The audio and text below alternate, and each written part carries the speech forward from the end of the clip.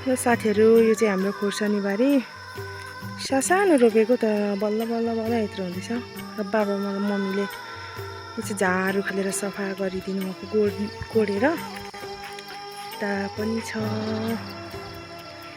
यो तलतिर पनि छ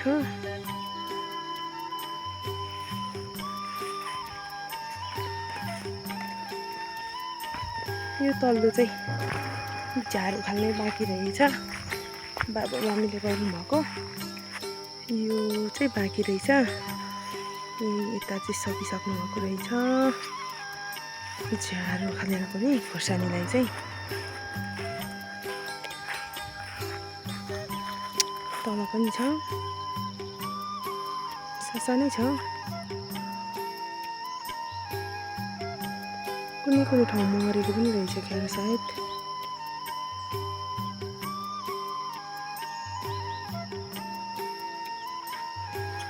यो चाहिँ हाम्रो खोर्सानी बारी